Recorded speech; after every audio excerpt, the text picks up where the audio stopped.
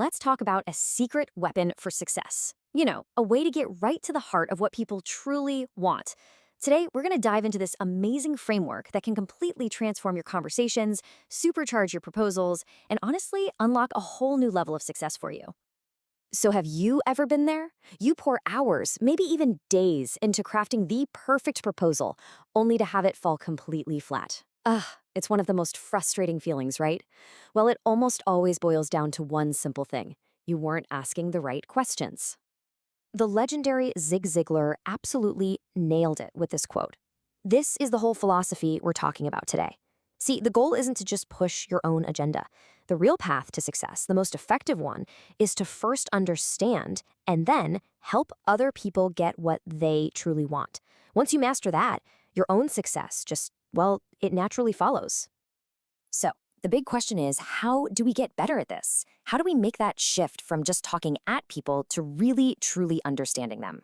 Well, this is where the power questioning framework comes in. It's a simple but brilliant structured way to guide your conversations and uncover what's really driving the decisions. Now, this isn't some pie-in-the-sky theory. This framework was developed by Stephen Wood, the director at Roaring Success Proprietary Limited. It was born from decades of his real-world consulting and training. It's a core concept from his books, and it's designed to be super practical and effective from the very moment you start using it. At its heart, power questioning is a discovery tool. And this is the crucial part. Your primary goal shifts from selling to defining. See, once you have a crystal clear understanding of the need, you can build an offer that isn't just compelling. It's the obvious solution. It just clicks. All right, let's get into the good stuff and break it down. POWER is an acronym.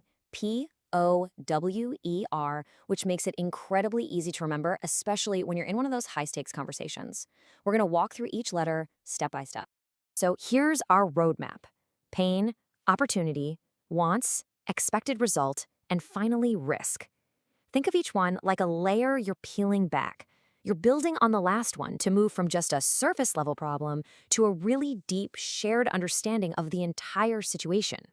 First up, P is for pain. Before you can even think about offering a solution, you have to become like a master diagnostician, What's the actual problem here?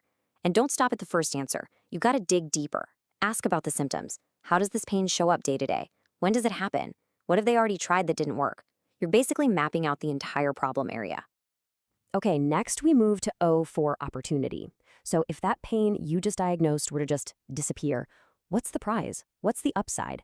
This is where you start to quantify the value. It could be something really tangible, like a specific revenue increase or cost savings. But don't forget the intangible benefits, because those are often the real motivators, things like less stress for the team or huge boost in company morale. Now, W is for wants, and listen up, because this is where great communicators really separate themselves from the pack. You're not just solving a problem for the person sitting across from you. You have to think about the entire ecosystem of influence around them. What does their boss need to see for this to be a win? What metric does the board care about? The source even suggests thinking about what their spouse might want. It's all about understanding every single personal and professional motivation that's in play. Next up, E is for expected result. This is all about agreeing on the finish line before the race even starts.